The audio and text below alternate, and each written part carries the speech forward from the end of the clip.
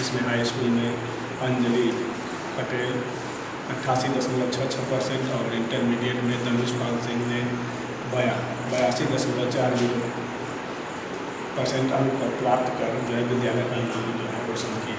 और हम पढ़ेंगे अध्याय 3 परमाणु और भाव 2 प्रतितत्वों के प्रतीक के संकेत। तो हम जानेंगे कि तत्व के प्रतीक और संकेत क्या होते हैं।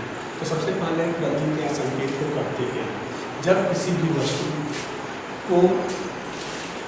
भी वस्तु को छोटे से छोटे रूप में लिखा जाए, जब किसी भी वस्तु को जो है छोटे से छोटे रूप में लिखा जाए तो उसी को हम जो है प्रतीक या संकेत कहते हैं। जब किसी भी वस्तु को जो है छोटे से छोटे शब्दों में निरूपित करना या उसको प्रदर्शित करना, उसी को हम जो है क्या कहते हैं प्रतीक या संकेत कहते हैं। जैसे किसी भी बहुत बड़े चीज़ों को जो है आप छोटे से शब्दों में लिख लेते हैं, छोटे से शब्दों में उसको प्रदर्शित कर देते हैं, तो वही उसका जो है प्रतीक या संकेत होता है। अब प्रतीकों की आवश्यकता क्यों पड़ी? तत्वों को प्रदर्शित करने के लिए प्रतीकों की या संकेत की आवश्यकता। इसकी आवश्यकता तत्वों को प्रदर्शित करने के लिए, क्योंकि तत्वों की संख्या जो है बहुत अधिक थे, 123 तत्व थे। तत्वों की संख्या जो है 123 था, इसलिए इनका कोई नाम, कोई संकेत जो है नहीं था, जो है न इनकी कोई रासायनिक सूत्र था। प्रतीकों की और संकेत की आवश्यकता क्यों हुई? क्योंकि तत्वों की संख्या 123 था और 1 से इतने अधिक तत्वों को जो है प्रदर्शित करने के लिए कोई संकेत और जो है कोई सूत्र नहीं थे, कोई रासायनिक आधार इनका नहीं था। इस कोई वैज्ञानिकों ने जो है किसी भी तत्व को जो है उसके घटनाओं के आधार पर रखा और कुछ ने जो है पौराणिक कथाओं के आधार पर रखा और कुछ ने जो है उसके गुणधर्म के आधार पर जो है बहुत से तत्वों के नाम जो है रखे गए। जैसे आपका क्लोरीन है, क्लोरीन का नाम जो है हरे रंग के कारण रखा गया, हरे रंग के कारण रखा गया।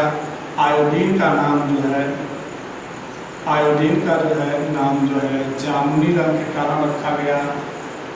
आर्गन का नाम जो है इसकी रासायनिक क्रियाशीलता जो है अक्रिय होती है, इसके आधार पर जो है रखा गया। मतलब प्रत्येक और संकेतों की आवश्यकता इसलिए हुई क्योंकि तत्वों की संख्या बहुत अधिक थी, इनका कोई रासायनिक आधार नहीं था। तो वैज्ञानिकों ने जो है किसी तत्व का नाम जो है उसकी जो है घटनाओं पर, और किसी का नाम जो है उन्होंने पौराणिक कथाओं पर, और किसी का नाम जो है उनकी रासायनिक क्रियाशीलता के आधार पर रखा। जैसे क्लोरीन का नाम उन्होंने हरे रंग के आधार पर रखा, आयोडीन का नाम जामुनी के आधार पर रखा, आर्गन का नाम जो है अक्रिय गैस के आधार पर रखा। अब हम आगे पढ़ेंगे प्रतीकों के प्राचीन प्रणाली। प्रतीकों के प्राचीन प्रणाली, कैसे प्रतीकों के प्राचीन प्रणाली है? प्रतीकों के प्राचीन प्रणाली। पहले के समय में जो है रसायन तत्वों ने प्रतीकों को जो है कोई संकेत या तत्व के संकेत के रूप में प्रदर्शित नहीं करते थे। इनका संबंध जो है आपकी ग्रहों और नक्षत्रों से था। इनका संबंध जो है आपको ग्रहों और नक्षत्रों से था और बहुत से तत्व को उन्होंने ग्रहों के नाम पर या नक्षत्रों के नाम पर भी रखा। जैसे सोने को जो है सूर्य से प्रदर्शित किया, चांदी को जो है चंद्रमा से प्रदर्शित किए और लोहा को शनि से प्रदर्शित किए। तो इनका यह संकेत था, इसके आधार पर जो है कि प्राचीन काल में जो है प्रदर्शित किया जाता था। चंद्रमा को जो है चांदी के आधार पर चंद्रमा और शनि को जो है शनि के आधार पर जो है किया जाता था। मतलब प्राचीन काल में जो है प्रतीकों को जो है कोई संकेत जो है वैज्ञानिकों के पास नहीं था।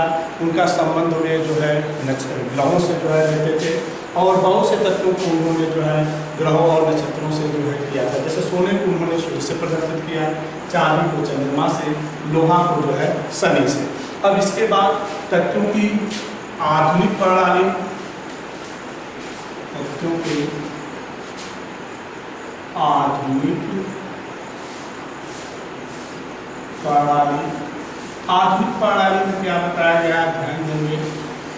जब तत्वों का जो है कोई निश्चित वो नहीं था तो जे थॉमसन ने जो है तत्वों के संकेत देने के लिए 1814 ईस्वी में जे थॉमसन, जे वर्जिलियस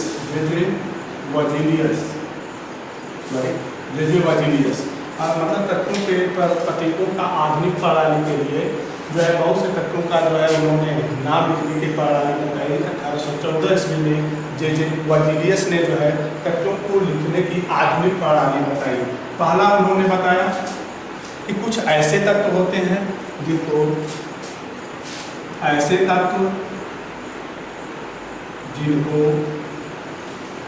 अंग्रेजी के बड़े अक्षर से लिखा जाता है। मतलब कुछ ऐसे तत्व हैं जिनको हम अंग्रेजी के जो है बड़े अक्षर से लिखते हैं, जैसे हाइड्रोजन, कार्बन, नाइट्रोजन, ऑक्सीजन, ये सब ऐसे तत्व थे जिनको अंग्रेजी के जो है बड़े अक्षर से लिखा जाता है। दूसरा उन्होंने जो है नियम बताया कि ऐसे तत्व जिसमें दो अक्षर होते हैं तो पहला अंग्रेजी के बड़े अक्षर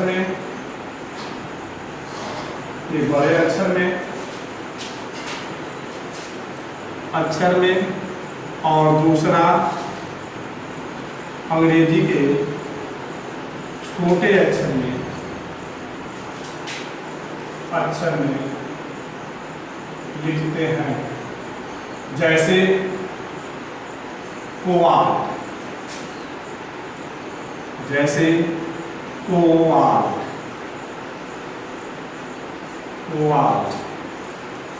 कैल्शियम, क्लोरीन, फिर मैग्नीशियम, ये सब जो है बहुत से ऐसे तत्व थे जिनका पहला नाम अंग्रेजी के बड़े अक्षर में लिखते हैं और दूसरा नाम जो है पहला अंग्रेजी के बड़े अक्षर में और दूसरा जो है अंग्रेजी के छोटे अक्षर में, स्मॉल अक्षर में लिखते हैं। नंबर 3, कुछ ऐसे तत्व थे जिनका नाम लैटिन भाषा में लिखा गया। कुछ तत्व ऐसे थे, तीसरा, कुछ तत्व ऐसे थे जिनका नाम लैटिन भाषा में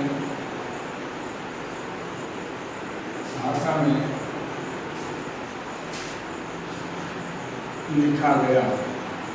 जैसे सोडियम को हम लिखते हैं Na, इसका नेटियम होता है नेटियम। दूसरा आयरन Fe, इसको लिखते हैं फेरस। Gold Au, आरम। फिर इसके बाद कापर Cu, ट्यूटरम। ये ऐसे जो है कुछ तत्व थे जिनको जो है अंग्रेजी के जो है लैटिन भाषा में पोटेशियम,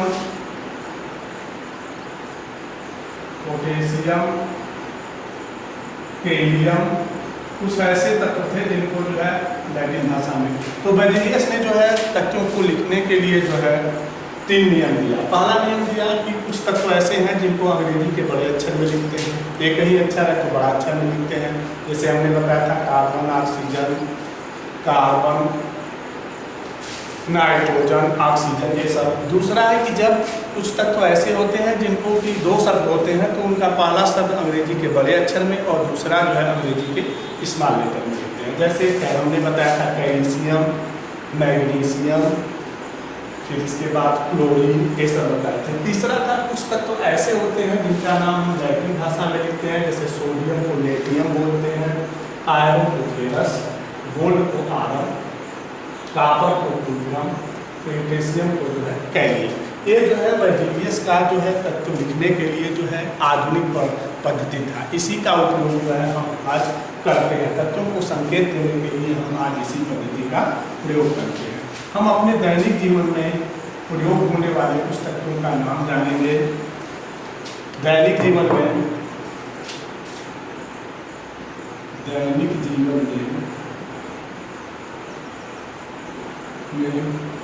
प्रयोग होने वाले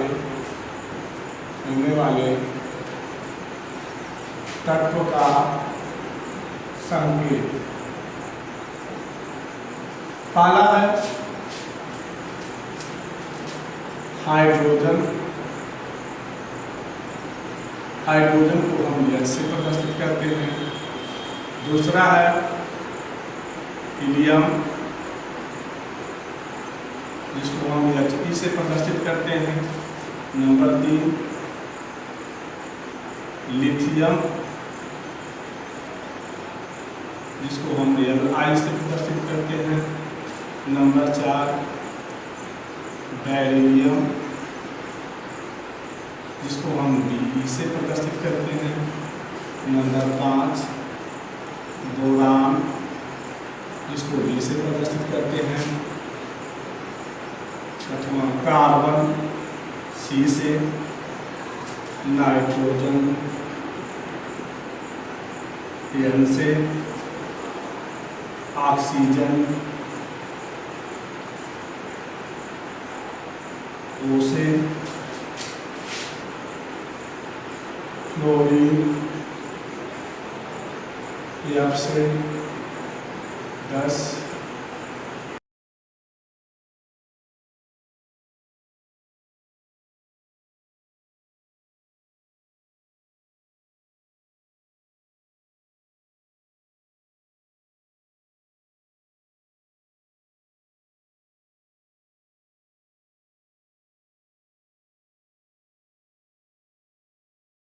नियान यानी से। 11 सोडियम यानी A से। मैग्नीशियम यानी G से। 13 एल्युमिनियम Al से। 14 सिलिकॉन Si से। 15 पोटेशियम फास्फोरस E से। 16 सल्फर S से। 17 क्लोरीन Cl से। 18 आर्गन Ar से। 19 पोटेशियम जो है K से। 20 जो है कैल्शियम जो है Ca से। ये जो है हमारे दैनिक जीवन में जो है प्रयोग होने वाले जो है 123 एलिमेंट हैं। सबका नाम जो है हम इसी तरह से जो है अपने दैनिक जीवन में तत्वों के संकेत के लिए जो है हम प्रयोग करते हैं। जैसे हाइड्रोजन को H से, हीलियम को He से, लिथियम को Li से, बेरिलियम को Be से, बोरान को B से, कार्बन को C से, नाइट्रोजन को N से, ऑक्सीजन को O से, क्लोरीन को F से, नियान को 10 यानी E से, सोडियम को Na से, मैग्नीशियम को Mg से, एल्युमिनियम को Al से, सिलिकॉन को Si से, फास्फोरस को P से सल्फर को H से, क्लोरीन को Cl से, आर्गन को Ar से, पोटेशियम को K से और कैल्शियम को Ca से। हम अपने दैनिक जीवन में जो है इन्हीं तत्वों को 123 तत्व है इनका जो है प्रयोग करते हैं संकेत के रूप में। अब इन्हीं संकेतों से बनता है रासायनिक सूत्र। रासायनिक सूत्र क्या होता है ध्यान देंगे।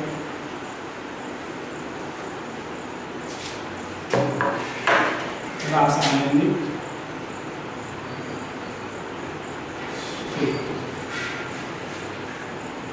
ये संकेत से बनता है। संकेत से क्या बनता है रासायनिक सूत्र। तो हम हमें कह सकते हैं कि रासायनिक सूत्र किसे कहते हैं। तो रासायनिक सूत्र होगा प्रतीकों का वह समूह जो किसी भी अणु के संगठन को प्रदर्शित करता है, उसे हम क्या कहते हैं रासायनिक सूत्र कहते हैं। तो रासायनिक सूत्र की परिभाषा हो जाएगी कि प्रतीकों का वह समूह जो किसी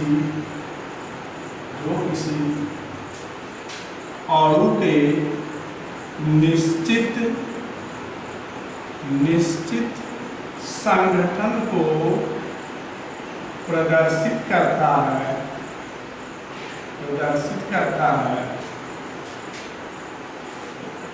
उसे रासायनिक सूत्र कहते हैं। जैसे जल का सूत्र हो जाएगा H2। एक H2 क्या है प्रतीक है हाइड्रोजन और ऑक्सीजन का। दूसरा नमक NaCl, ammonia NH3, methane CH4। मतलब प्रतीकों का वह समूह जो किसी अणु के निश्चित संगठन को प्रदर्शित करे उसे हम क्या कहते हैं रासायनिक सूत्र कहते हैं। इसी प्रतीकों की सहायता से बहुत से जो है रासायनिक यौगिकों के जो है रासायनिक सूत्र बनाए जाते हैं। जैसे जल का H2O, नमक का NaCl, अमोनिया का NH3 और मेथेन का जो है CH4। यहाँ हमें ध्यान देना है अणु। जब किसी भी अणु में जब दो या एक से अधिक जो है परमाणु होते हैं तो यदि उनको लिखना होता है तो हम क्या करते हैं उनके दाईं तरफ लिखते हैं। जैसे हाइड्रोजन है इसके दाईं तरफ लिखते हैं। मतलब जब अणु में क्या होता है जब किसी अणु में एक या एक से अधिक परमाणु होते हैं तो यदि उनको लिखना होता है तो हम क्या करते हैं दाईं तरफ लिखते हैं। जैसे H2 N2 CO2 हम लिखते हैं कहाँ उसके दाईं तरफ। अब इन्हीं के आधार पर बनता है संयोजकता। संयोजकता का क्या मतलब होता है इसको इंग्लिश में बोलते हैं बैलेंसी। इसको इंग्लिश में क्या बोलते हैं बैलेंसी। संयोजकता का मतलब सहयोग करने की क्षमता। मतलब किसी भी परमाणु को दूसरे परमाणु के सहयोग करने की क्षमता ही उसकी क्या कहलाती है संयोजकता कहलाती है। क्या कहलाती है संयोजकता कहलाती है। तो हमें ध्यान देंगे इसकी कई आधुनिक प्रारंभिक परिभाषाएं भी हैं और आधुनिक परिभाषाएं भी हैं और इसको हम साधारण रूप में कक्षा 9 में कैसे पढ़ेंगे संयोजकता को कि किसी भी पदार्थ में सहयोग करने की क्षमता। संयोजकता को हम पढ़ेंगे बैलेंसी को किसी भी पदार्थ में सहयोग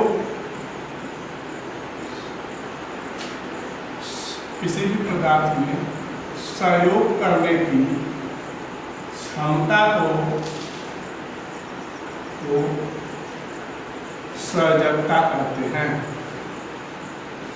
क्या कहते हैं किसी भी पदार्थ में सहयोग करने मतलब जुड़ने की जो क्षमता होगी उसी को हम क्या कहते हैं क्या जुड़ेंगे उसके इलेक्ट्रॉन जुड़ेंगे। किसी भी पदार्थ के क्या जुड़ेंगे इलेक्ट्रॉन जब आपस में जब जुड़ेंगे तो उनके सहयोग करने की जो क्षमता होगी उसी को हम क्या कहते हैं संयोजकता कहते हैं।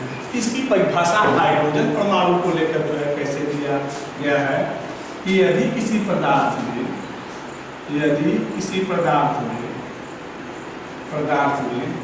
हाइड्रोजन परमाणु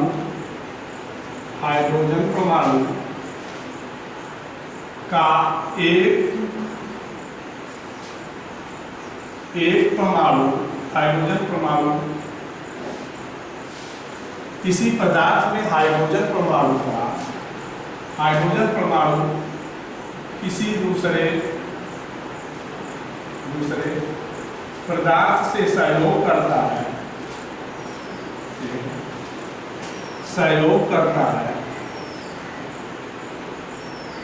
उसे सहजकता कहते हैं।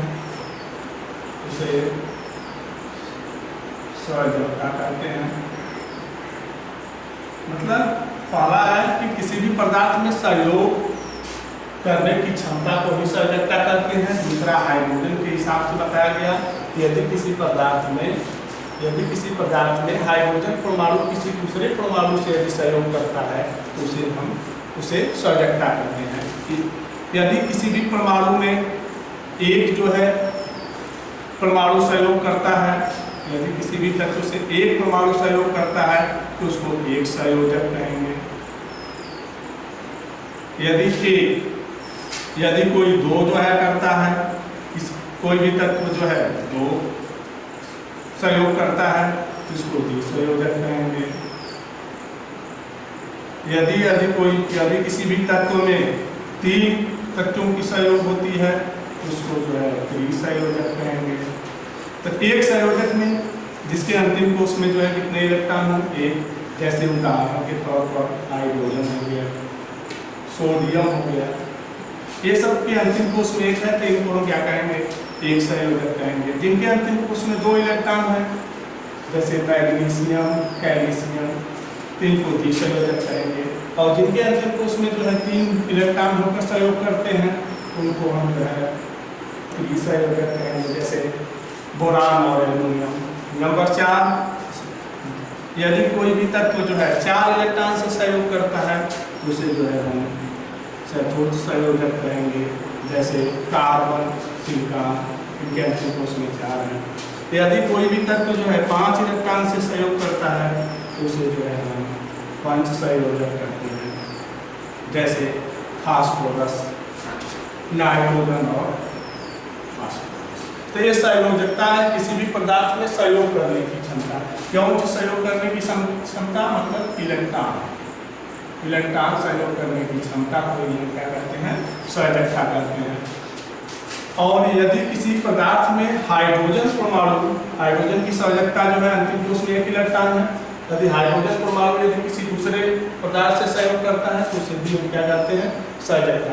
यदि किसी भी कोई तत्व एक तत्व इलेक्ट्रॉन से सहयोग करता है तो एक संयोजक, 2 इलेक्ट्रॉन से करता है तो द्विसंयोजक, 3 इलेक्ट्रॉन से करता है तो त्रिसंयोजक, 4 इलेक्ट्रॉन से करता है तो चतुर्थ संयोजक, 5 इलेक्ट्रॉन से करता है तो 5 संयोजक। ये है जो है सहजकता। अब इसके बाद जो है अगला पॉइंट जो है अगले बार में जो है बताया जाएगा। तब के लिए धन्यवाद।